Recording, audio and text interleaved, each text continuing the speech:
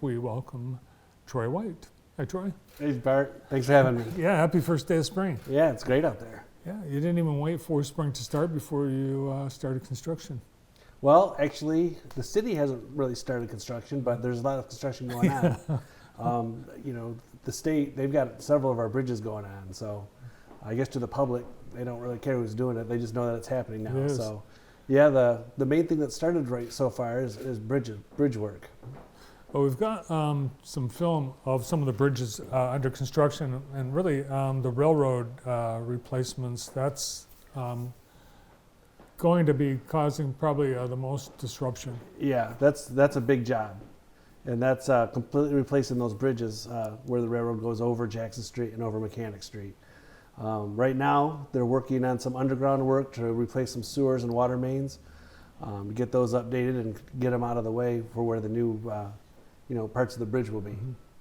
So right now, you're seeing a lot of underground work going on. So since the MDOT is doing the bridges, is there an opportunity for the city to do your stuff? Well, like I said, we're part of what they're doing with this utility work is necessitated by the bridge work. We have actually on Jackson Street, our water main is not that old, but it's in the way of where some new footers will be. So it's got to be relocated out and around to make room for the new bridge. So we're working with them. We've got some people out there involved with that. Now down on Mechanic Street, down by that one you're showing right there, that one, they're replacing the water main under there, but that water main's from like the 1920s. It's 100 years old, and it's time to get that done. So, and replacing the sewer under there too, because they're so old and brittle that they won't hold up to that construction. Now we're over at Washington near Yeah, McGowan. that job is not going to be nearly as invasive or take nearly as long. It's basically a new deck replacement. The head walls on each side of the river, those are staying put. They're just putting a new deck on top of it. And the MDOT says this is part of an accelerated bridge replacement project that's happening statewide. Right. They call it a Bridge Bundle Program. And it's basically the work's being done by the state. There's a bundle. I don't remember how many are in it, if it's 30 or 50 bridges in the first round, but what they're doing is looking for bridges that need work, that are critical, and that can be done relatively quickly. Like I said, that one is just a deck replacement, replacing the beams also, but basically everything on the sides are good. They just need to put a new bridge over it, and they can get that done within a couple months. But they've bundled all these together with one contractor. I think they're looking for economy scale. They're looking to be able to kind of push all the permitting through in bundles so they can go quicker. And yeah, it's great for the city. I mean, it's not even something, with our asset management, there's a database of all the condition of bridges and stuff, and we were just contacted and said, hey, you're on the list. And No charge. No, because this is the phase one. So, and I think right now I'd say it's in an experimental phase for the state as they're working through this program. I think they want to make it bigger and accelerate it. But this first bundle, we'll see. Well, how does this go, and where do we need to adjust so that we can do more bridges faster and cheaper? As the years goes on, there'll be other phases. So. Sure. It's a good program. I think the problem is sometimes bridges, especially go over water and stuff, like the permitting and the time to get a project through the process and actually start construction can be quite burdensome.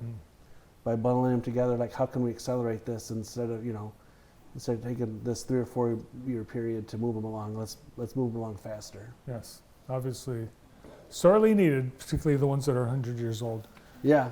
Is there another bridge over the Grand River that's going to be replaced? Well, we're always, we're applying right now.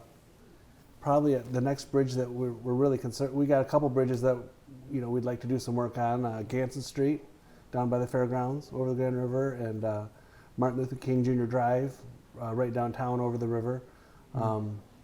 They're not critical yet, but it's tight. They need some love. They need some consideration. So we're working on that, putting in our applications and things like that on those two. It's amazing how many bridges there are over the Grand River from Liberty through the north of Jackson County. It's such a winding Yeah, Yeah. and you know, I can't remember off the top of my head how many there are, but you know, it's surprised how many major streets. I suppose the other thing you're probably thinking of is we have a project out on East High Street Bridge. That's it. That's what's going to go, and we'll be starting that here in another month or two.